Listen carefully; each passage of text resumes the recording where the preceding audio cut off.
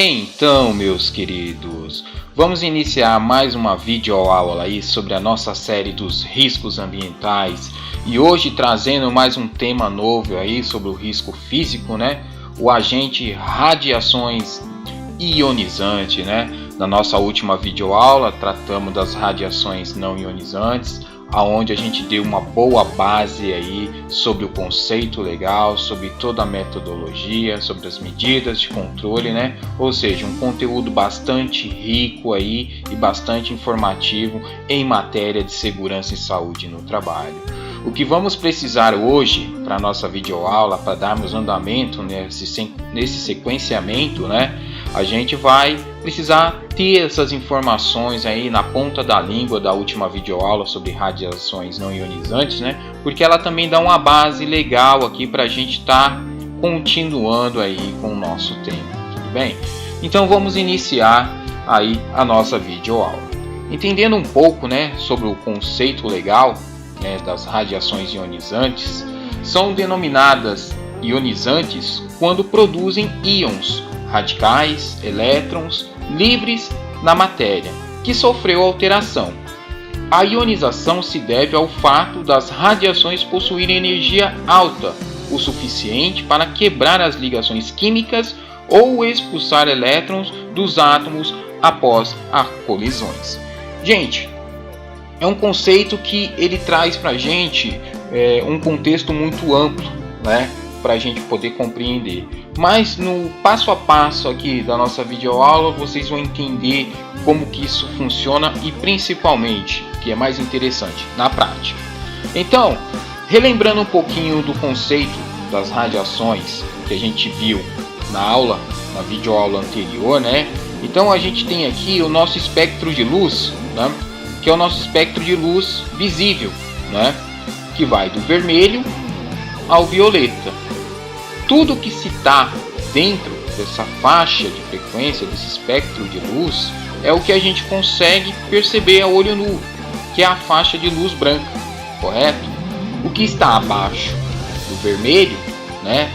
Vem aí o infravermelho, as micro-ondas, ou seja, todo aquele contexto que a gente viu na aula anterior, a gente relembra um pouquinho só para dar sequenciamento aqui na nossa videoaula.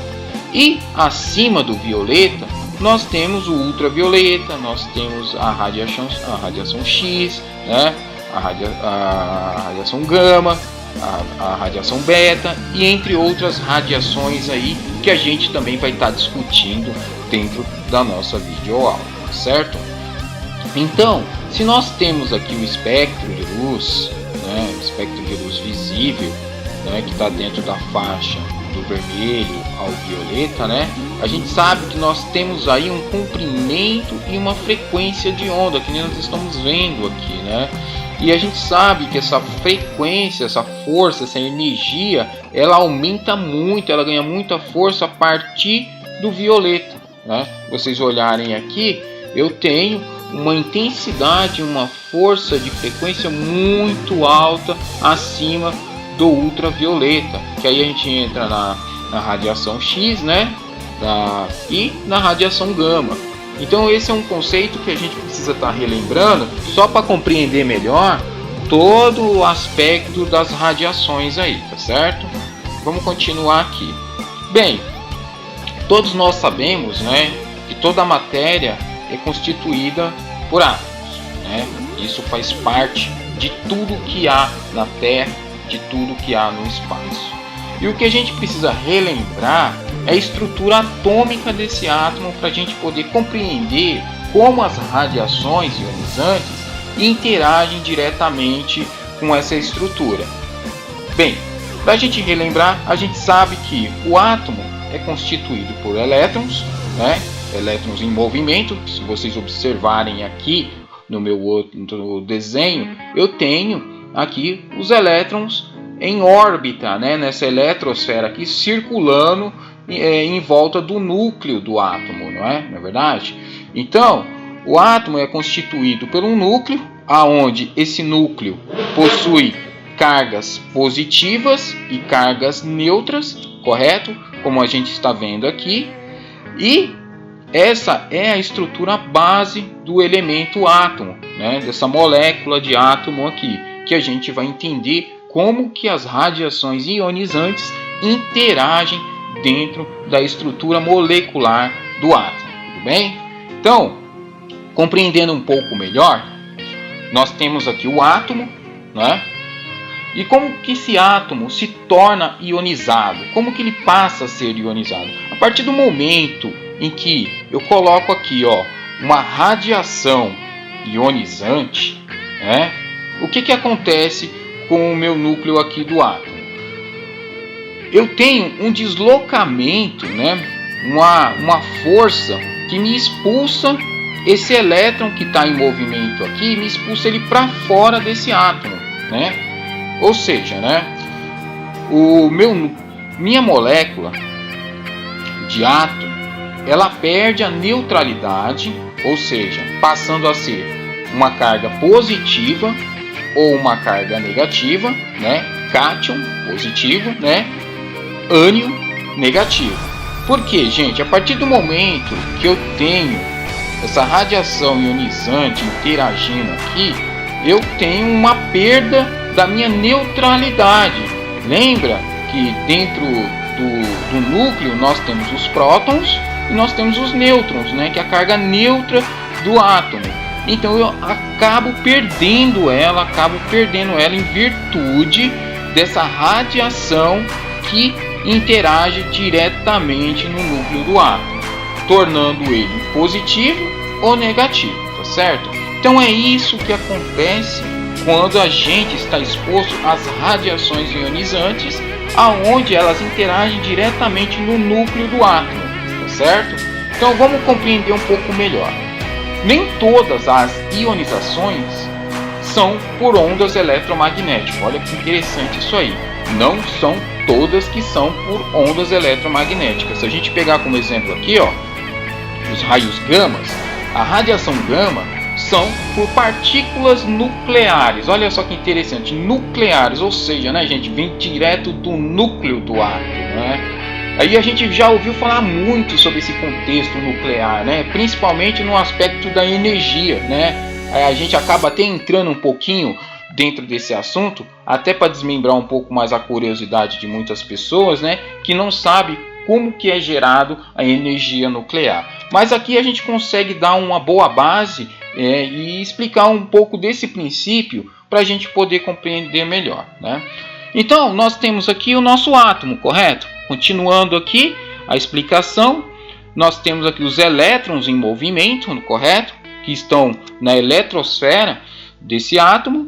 E o que acontece, turma? Aqui eu tenho, né, o núcleo do átomo, aonde eu tenho os prótons, as cargas positivas, né, e os nêutrons aqui, né, que fazem parte desse núcleo. Aí, o que acontece, né? Quando ele perde essa neutralidade, que, né, nós estamos vendo aqui, os nêutrons estão aqui, ele perde, né, passando a ter somente carga positiva. Olha só o que acontece, né? Ele perde a sua estabilidade, porque a carga neutra aqui, os nêutrons, ela serve para dar estabilidade no núcleo. E o que acontece quando nós temos duas cargas iguais no mesmo ambiente? Olha só que interessante, né? As partículas iguais se repelem, ou seja, há uma repulsão dessas cargas, né? Porque as cargas diferentes, elas se atraem, correto? O positivo e o negativo. Positivo com positivo vai dar repulsão, né? Elas vão se repelir. E isso é o contexto básico aí do magnetismo, é o conceito que a gente entende sobre o magnetismo, tá certo? Então não tem muito segredo em cima desse aspecto da energia nuclear, tá? A gente sabe que essa energia é gerada no núcleo, né? No caso aqui nós temos um núcleo atômico na mesma condição que a gente viu no exemplo anterior. E o que acontece? O número de prótons aqui que a gente está vendo, né? Ele identifica o elemento químico. Se a gente for olhar pelo aspecto da tabela periódica, aqueles números lá, ele identifica que a carga positiva de prótons dentro do seu núcleo. Ou seja, Colocando em miúdos aqui, se nós temos esse exemplo desse núcleo com duas cargas positivas, nós temos aqui o hélio, né? Que é o segundo elemento da tabela periódica, né? Olha só que legal. E nós temos também o hidrogênio, que só tem somente um próton dentro do seu núcleo, que também passa a ser o primeiro elemento da tabela periódica aí, certo? Então, com um núcleo altamente cátion, né? Ou seja, com cargas de próton positiva, o que acontece? Quanto mais prótons no núcleo, maior é a força de repulsão. Lembrando, né, turma?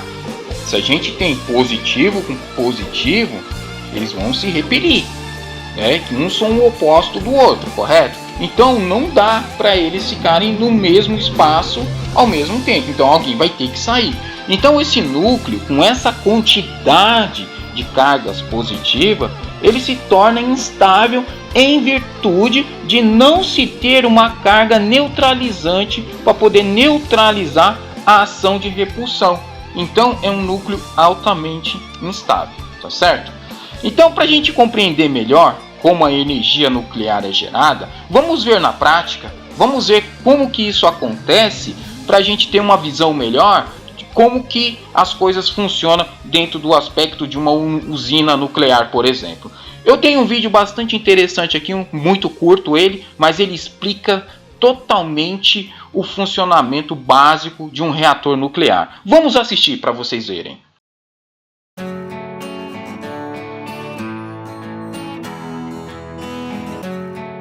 O Sol é a maior fonte de energia em nosso planeta e sua força vem dos átomos. A ciência nos deu a chave para controlar esta energia e a sua matéria-prima é um mineral abundante em nosso país. Alguns átomos de urânio são capazes de liberar muita energia, mas para virar combustível de usina nuclear, primeiro temos que aumentar sua concentração. E nós fazemos isso separando os átomos mais pesados dos mais leves, juntando tudo numa pequena, mas poderosa pastilha capaz de produzir a mesma quantidade de eletricidade que 22 caminhões-tanque cheinhos de óleo diesel. Em Angra dos Reis, as pastilhas vão para o coração da usina dentro de estruturas metálicas. A produção de eletricidade começa quando um nêutron se choca e quebra o núcleo de um átomo. Essa reação produz muito calor e libera mais nêutrons que vão atingir outros átomos numa grande reação em cadeia. Esse calor esquenta a água que passa pelo reator, e o reator funciona como uma grande panela de pressão. Essa água super quente aquece uma outra água, transformando-a no vapor, que move as turbinas, que por sua vez fazem funcionar um grande gerador elétrico. É assim que uma usina nuclear funciona. A fissão dos átomos produz calor que se transforma em vapor e movimento. É assim que surge a eletricidade que faz funcionar as coisas na sua casa, na sua cidade e em todo o planeta.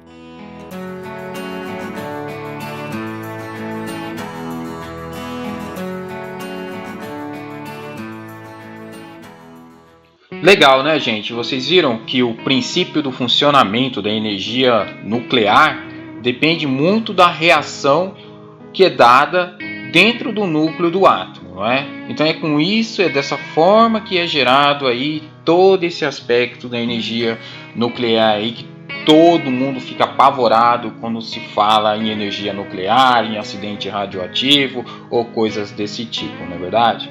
Então, vamos continuar aqui para a gente poder entender um pouco melhor. Entrando dentro de um contexto mais químico, né? Vamos compreender um pouco melhor alguns elementos que são radioativos e que também estão presentes lá na tabela periódica, né, na tabela química, né, para a gente ter uma visão mais ampla sobre esse assunto das radiações ionizantes, né? Como a gente viu anteriormente, né, o hidrogênio ele é o primeiro elemento da tabela periódica porque ele é o único que contém dentro do seu núcleo somente uma molécula de próton, né? Isso a gente deixa bastante claro lá no nosso exemplo.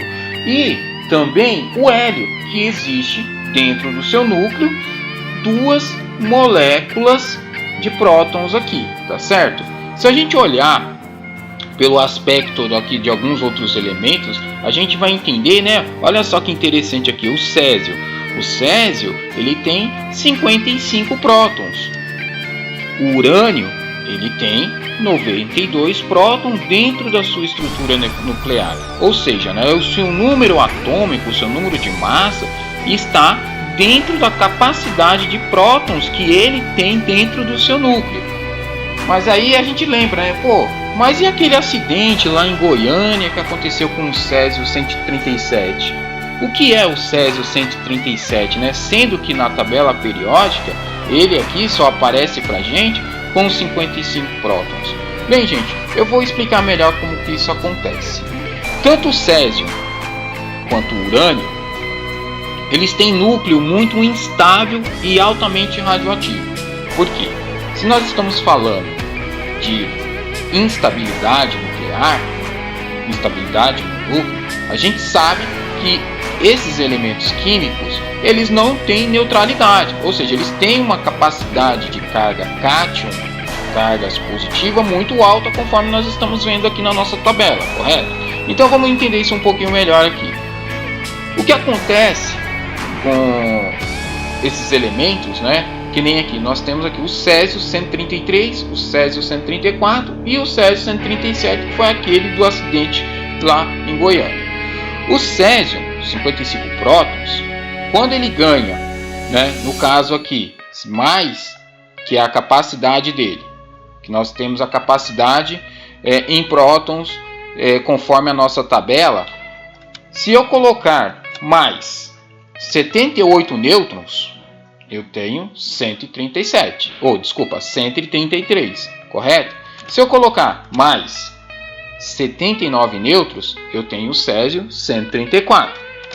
Se eu colocar mais 82 nêutrons, né, eu tenho o césio 37. Então, por isso que teve essa questão do césio 137, em virtude dele ter uma neutralidade, uma carga neutra de 82 nêutrons dentro do seu núcleo, né? Por isso que tivemos aí o seu número de massa, né? O seu número atômico aumentado, conforme nós estamos vendo aqui. Que quando a gente soma o elemento que a gente tem aqui, as moléculas de próton, mais os nêutrons que estão dentro do núcleo do átomo, nós temos aí a nossa massa atômica, correto? Ou seja, né? Por isso que nós temos aí o césio 137, que foi aquele acidente radioativo que teve lá em Goiânia, né? Através de uma peça de aparelhos de radiografia, aonde toda uma cidade se contaminou aí com essa radiação, tudo bem? Então isso é bastante tranquilo aqui pra gente, não tem nenhum segredo, né? Porque tudo está relacionado dentro do enriquecimento que se teve por cargas neutras aqui, ó, né? Que nem a gente viu lá no vídeo, né?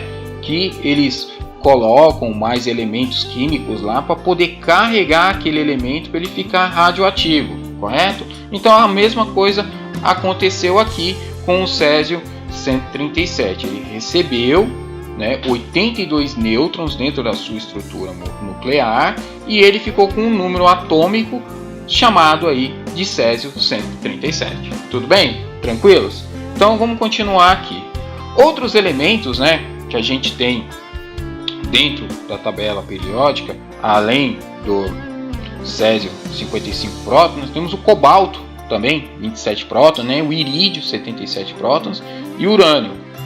Tantos esses outros aqui, gente, eles têm um núcleo instável, né, em virtude da sua quantidade de cargas positivas.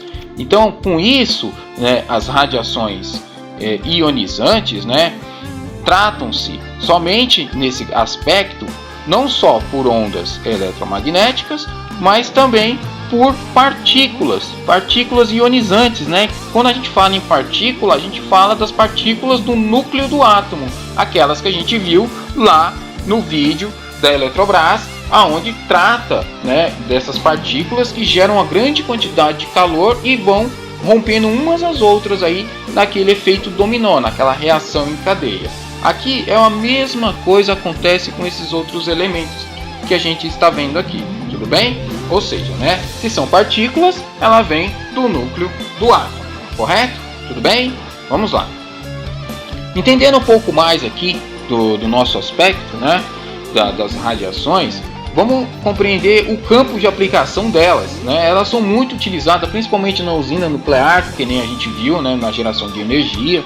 Atividades de medicina nuclear, hoje a gente sabe que as radiações estão presentes principalmente nos diagnósticos aí, através dessas ondas, né? Nas armas nucleares, né, uma coisa muito triste que o ser humano, com a sua inteligência, acabou desenvolvendo, né, e que isso não traz benefício nenhum para a humanidade, né? E entre outras atividades aí. O campo de aplicação é vasto, né? Tanto na área da medicina como também na sociedade civil, mas nem sempre as radiações ela tem o devido respeito como se merece. Então a gente coloca esse contexto que ela é bastante útil para a humanidade. Ela tem o seu valor científico e principalmente em matéria de evolução humana, tá certo? Vamos continuar aqui.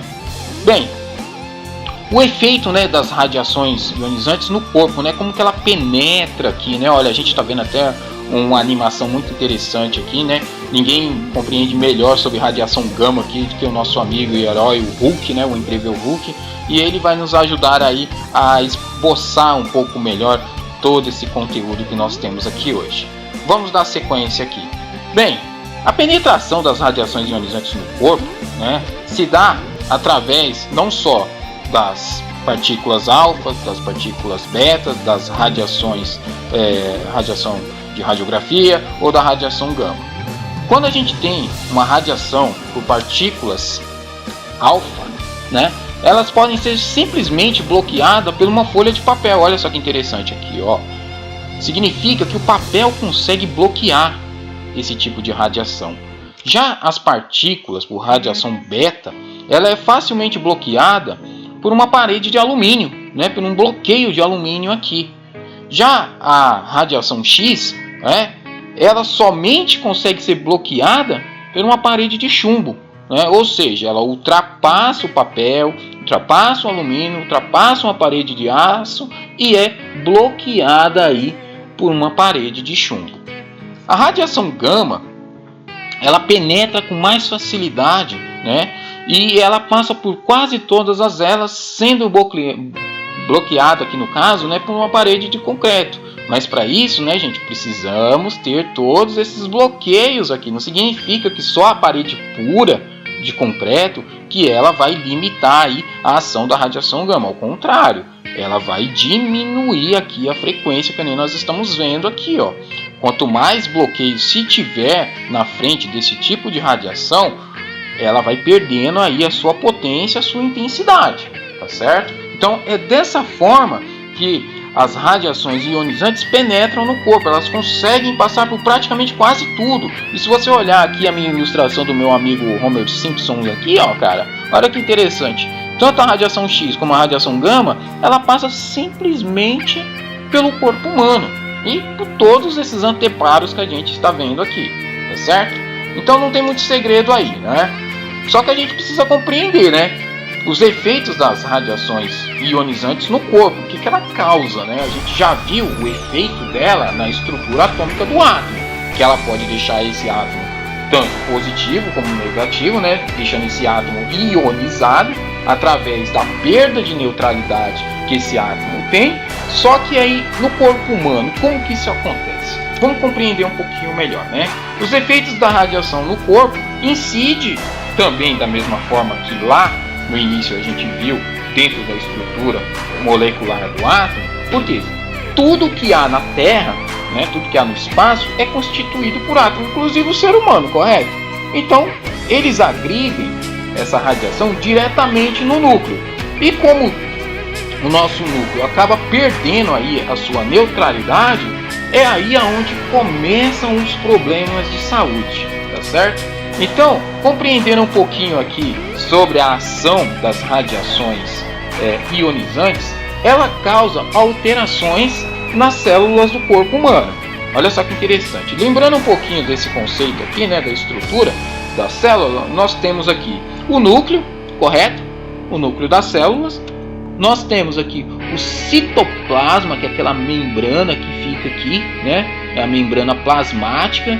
E nós temos também, aliás, a membrana plasmática é a que envolve toda a célula aqui, né? O citoplasma é a região onde se encontra aí todas as organelas responsáveis por vários funcionamentos da célula aí. E esse aspecto aquoso aqui dessa célula está rico em água. Está cheio de água isso aqui. Então é aonde as radiações interagem. Né? E nós temos dentro do nosso núcleo, né? Dentro aqui da estrutura do núcleo da célula, nós temos os cromossomos. Né? Os cromossomos são o que, gente? São o DNA, a identidade genética da gente. Né? Se a gente olhar aqui, ó, nós temos o DNA X e Y. Né? Ou seja, quando esse núcleo é irradiado por uma radiação ionizante, né? Quando ele sofre essa agressão pela radiação, o que acontece? Né? Ela interage diretamente no núcleo da célula, né? Causando alterações no cromossomo e no DNA, ou seja, né? Danificando o DNA aqui das pessoas. Né? Então isso acaba sendo passado de gerações em gerações ou simplesmente, né, levando à morte dessa célula aqui. E é o que a gente vai ver um pouquinho aqui mais para frente, tá certo? Com a radiação interagindo diretamente no DNA, né, no cromossomo das células, onde passa toda a nossa herança genética, esse DNA passa a ficar danificado, com falhas, né, no seu sequenciamento aqui. E essa falha, essa alteração cromossômica, acaba gerando que mutações nas outras células, porque as células se multiplicam com muita velocidade. Se você tem lá no seu núcleo uma lesão, né, no seu DNA, no seu cromossomo, essa lesão também vai se espalhar. E isso vai causar lesões no DNA, correto? E vai acabar destruindo ele, ou até mesmo matando aí o DNA, tá certo? Então, olhando pelo contexto legal aqui, a gente vê que o nosso DNA todo danificado, ele vai passando de células para células, né? Vamos colocar mais um exemplo aqui, ó. As células com defeito, com várias alterações aqui, em virtude da radiação ionizante causada pelo aspecto da alteração dos núcleos das células. E isso, gente, acaba se desenvolvendo em doenças cancerígenas, né? Causando vários tipos de câncer e levando aí o paciente a óbito em virtude da exposição, em virtude da intensidade, em virtude da frequência em que essa radiação está sendo propagada no corpo do trabalhador. Então a gente precisa ter isso em mente, desse aspecto físico, científico da ação das radiações no corpo, para a gente poder fazer o tratamento correto aí, para a gente poder fazer as nossas medidas de controle baseado aí na exposição e baseado também nos tipos de radiação em que aquele trabalhador está exposto, tá certo? Para vocês compreenderem melhor, aqui tem uma lista de doenças relacionadas, né, do Ministério da Saúde, né, relacionadas às questões das radiações ionizantes. Então, tem aqui as neoplasias, né? Todas as neoplasias, gente, são cânceres. São cânceres causados pela exposição às radiações ionizantes. Então, como exemplo aqui, nós temos a neoplasia maligna da cavidade nasal e dos seios parasitais. A gente tem neoplasia maligna dos brônquios e dos pulmões, neoplasia maligna dos ossos e cartilagens articulares dos membros, né? Ou seja, né, toda uma enfermidade causada aí pelas radiações. E as doenças também podem ser causadas na medula, né? Porque a medula é aquela região do corpo lá, né, que produz o sangue. Então nós temos várias síndromes, anemia, plasmia devida a outros agentes externos, hipoplasia, púrpura e entre outras manifestações hemorrágicas. Tudo isso causado também pela exposição às radiações. Sem falar nas doenças dos olhos, né, que atinge principalmente o cristalino do olho, né, que são muito sensíveis às radiações, né, como a blefarite, conjuntivite, queratite e principalmente a catarata aí também, tá certo?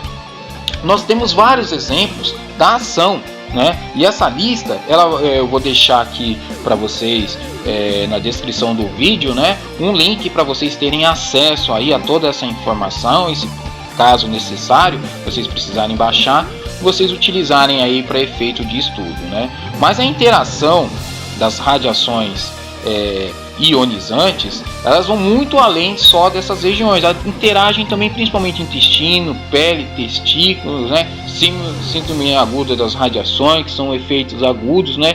Muitos agressivos ao corpo, e tudo isso causa essas diversas enfermidades e doenças aí que podem estar levando o trabalhador aí a óbito em pouco tempo, tá certo, gente? Então são coisas que são bastante graves e a gente precisa ter isso em mente, das consequências que pode estar levando ao trabalhador aí, tá certo? Muito bem, falamos bastante aí, né, sobre as radiações, falamos todo o contexto técnico, científico do funcionamento das radiações no corpo humano, como que ela penetra, da ação dela no núcleo das células. Mas aí, gente, precisamos entender um pouquinho sobre as bases legais, né, sobre a nossa legislação, o que é a nossa portaria 3.214, né, a portaria do Ministério do Trabalho trata sobre esse assunto. Mas a gente vai comentar aqui principalmente no anexo das atividades e operações perigosas, né, ou seja, da NR16, aonde ela também nos dá uma direção aí sobre o que fazer, né, para poder a gente proteger esse trabalhador assim. Então, dentro do contexto do anexo da NR16, a gente tem aqui, né, no item 1, a produção, utilização, processamento e transporte, guarda, estocagem e manuseio de materiais radioativos, selados e não selados, no estado físico, na forma química ou quaisquer naturais ou artificiais. Beleza? 2. Atividades e operações de manutenção de reatores nucleares. 3. Atividades e operações de manutenção de aceleradores de partícula. 4. Atividades de operação com aparelhos de raio-x, com irradiadores de radiação gama, radiação beta e radiação de nêutrons. 5. Atividades de medicina nuclear. 6. Descomissionamento de instalações nucleares e radioativas.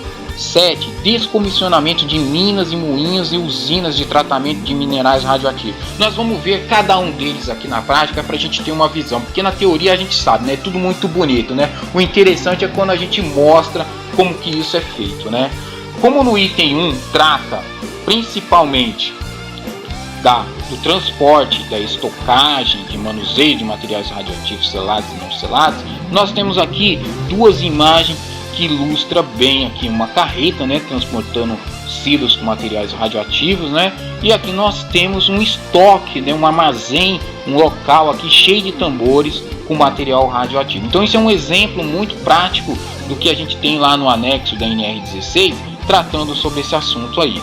A mesma coisa aqui a gente vê nas atividades de operação e manutenção de reatores nucleares. Aqui a gente vê duas ilustrações que mostram bem a usina de Angra, né, eletronuclear, aonde esses trabalhadores aqui, todos protegidos com roupa radioativa, né, fazendo aqui a manutenção dos reatores nucleares aqui da usina de Angra 2, tá certo?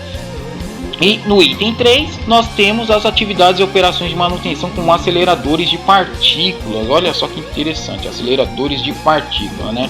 Esse equipamento aqui ele é bastante usado, né, gente, na radioterapia para o tratamento de câncer. Opa, peraí, mas a radiação não causa doenças? Não causa alterações no núcleo das células, danificando os cromossomos, danificando o DNA? Como é que a gente pode usar a radiação para poder fazer tratamento de doenças? Gente, esse tipo de radiação ela é bastante benéfica aí no tratamento desses cânceres. Por quê? Ela é uma radiação que ela é multidirecionada, tá? Como assim multidirecionada? Ela vai ser focada somente naquelas células aonde o câncer está se desenvolvendo, aonde o câncer está lesionando aquele núcleo. Então, ela sendo direcionada lá, ela vai matar essas células, né, para elas não se multiplicar, fazendo com que esse câncer venha a morrer, tá certo? Ou seja, matando as células cancerígenas. Então, esse aparelho aqui, ele trabalha assim dentro da aceleração de partículas, né? Quando a gente fala em partículas, a gente lembra lá do núcleo do átomo. É uma aceleração que se dá nesse átomo, desprendendo ele, quebrando ele e direcionando ele diretamente nas células cancerígenas que tem dentro do nosso corpo, tá certo?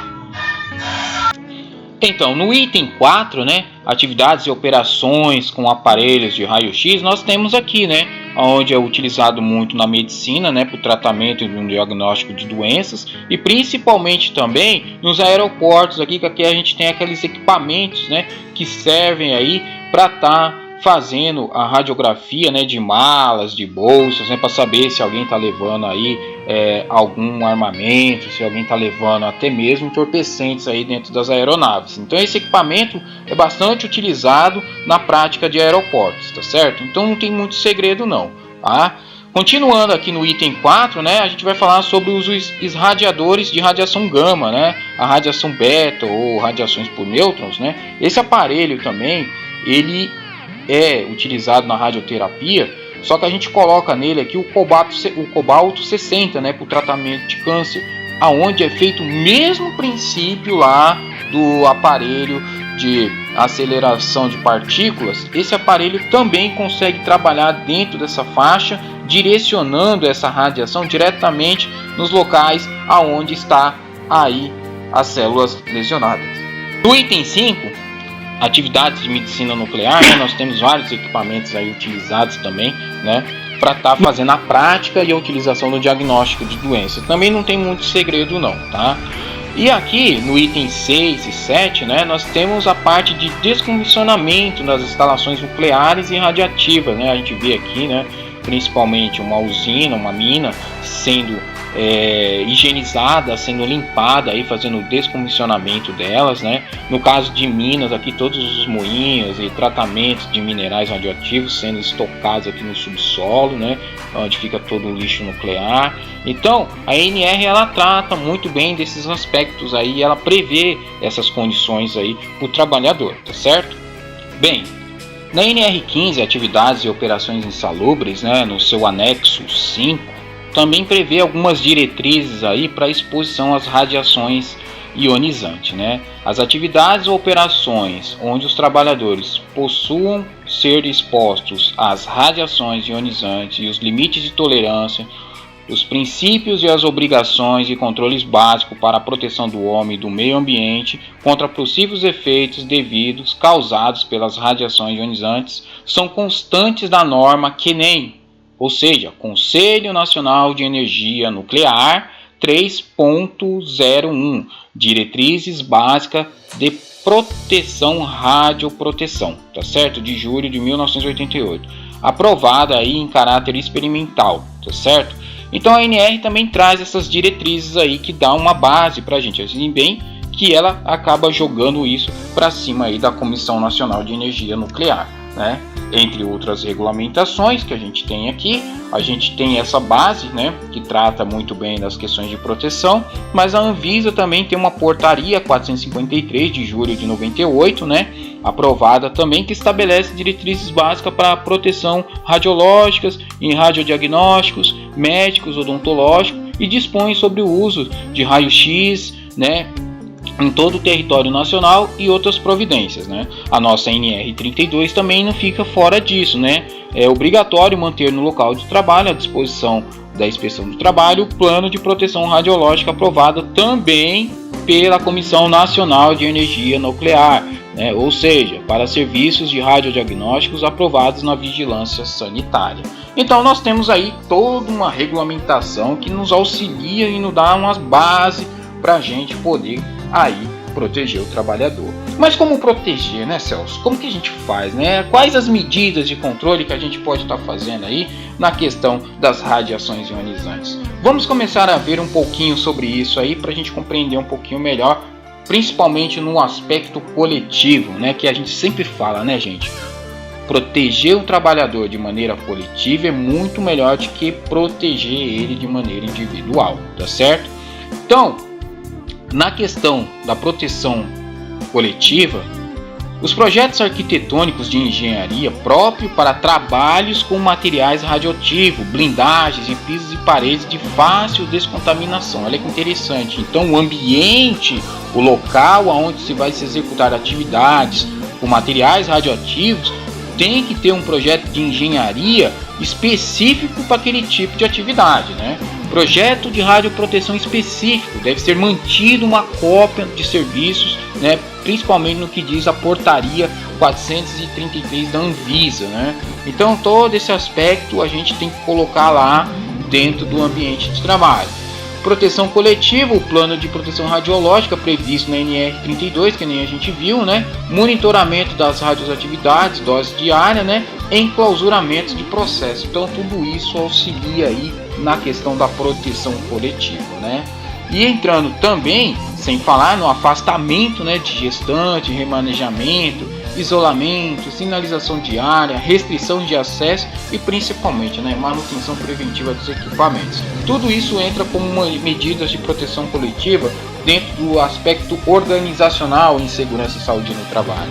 São aspectos que vão complementar todas aquelas medidas que já são das diretrizes da Comissão Nacional de Energia Nuclear, que vem dentro do aspecto arquitetônico, do aspecto de projeto das áreas onde vão ser utilizadas aí, e tudo isso complementa as medidas de controle para a gente estar protegendo o trabalhador, né? Barreiras, biombos, portas e cabines, medidas administrativas, minimizar ao máximo o tempo de exposição, treinamento dos trabalhadores, proteção diária do plano de ação em caso de acidente, registro obrigatório, tudo isso é bastante importante dentro da questão coletiva, né? E relembrando os conceitos, né, que a gente viu nas últimas aulas anteriores, né? Quanto toda onda perde potência, né, na sua propagação. Isso é um conceito bastante legal que a gente aprendeu nas últimas videoaulas, né? A gente até vê aqui, né, que quanto mais distante o trabalhador tiver dessa fonte de radiação, menor vai ser a agressão que ele vai sofrer no corpo. E quanto mais próximo ele estiver dessa radiação, maior vai ser essa agressão, tá certo? Então isso é um contexto bastante básico aí.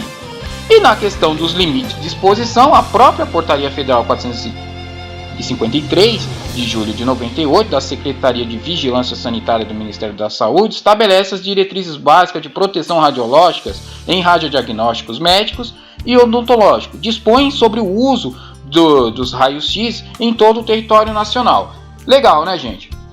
Essa portaria aqui, ela até nos traz aqui um limite, né, uma tabelinha em que os indivíduos ocupacionalmente expostos, né, ou seja, o trabalhador aqui, para a exposição de corpo inteiro, ele só pode ter 20 millisieverts, que é a unidade que mede a radiação, né, millisiever. Ele só pode ter essa dose, né, de 20 millisieverts por ano, anuais, tá? Isso é o que ele pode estar recebendo de corpo inteiro durante um ano, tá? Indivíduos do público, ou seja, pacientes, entre outras pessoas que não estão diretamente ligados à atividade, né, só pode receber 1 millisiever por ano, tá certo? Então, essa portaria trata desse limite aqui, ó, que nem a nossa NR32, nem a nossa NR15, nem a nossa NR16 estabeleceu um parâmetro, algum limite. Elas não deram essa solução para a gente, mas essa portaria da Anvisa aqui, ela já traz essa informação para a gente poder trabalhar em cima disso e principalmente para a gente fazer o acompanhamento de dosimetria, né? As medições que a gente precisa fazer dentro daquele ambiente para saber os níveis de radiação, o quanto que está saindo, porque quer ou quer não, essa radiação se propaga pelo ar, ela vai se espalhar, mesmo que em doses muito menores, mas sempre alguém vai estar recebendo essa radiação. Então a gente tem que ter aí todo esse carinho e esse cuidado aí para poder zelar pela saúde do trabalhador. E em matéria de equipamentos de proteção individual, né, aqui nós temos alguns que também um auxílio bastante interessante, né? Principalmente avental de chumbo, protetor de tireoide, né? De chumbo, né? Protetor de angonadas de chumbo, máscaras, óculos plumbíferos, luvas, seringas blindadas. Todos esses anteparos aqui individuais garantem aí e diminuem a exposição do trabalhador a essas radiações. Ou seja, né, gente, a gente também tem que fazer por onde garantir a segurança e saúde desses profissionais, né? Vestimentas de chumbo, vestimentas impermeáveis à contaminação, vestimentas com suprimentos de ar, máscaras com filtros, óculos blumféricos e luvas. Todos esses anteparos de segurança do trabalho, esses EPIs, são necessários aí para trabalhadores que estão diretamente se interagindo com as radiações ionizantes, tá certo? Gente, o nosso conteúdo aí em relação às radiações ionizantes vai ficando por aqui. Eu espero que essas informações tenham agregado muitos valores ao conhecimento de todos, tá certo? E para a gente dar sequenciamento aí nas nossas videoaulas, no nosso próximo vídeo, vamos tratar aí sobre o agente calor. Por isso é interessante vocês acompanharem aí todas as sequências das nossas videoaulas para ter uma compreensão melhor, para ter uma base técnica de informações que vai auxiliar aí na compreensão dos outros vídeos, tá certo? Então eu vou ficando por aqui e a gente se vê na próxima videoaula. Até a próxima, meus queridos. Tchau!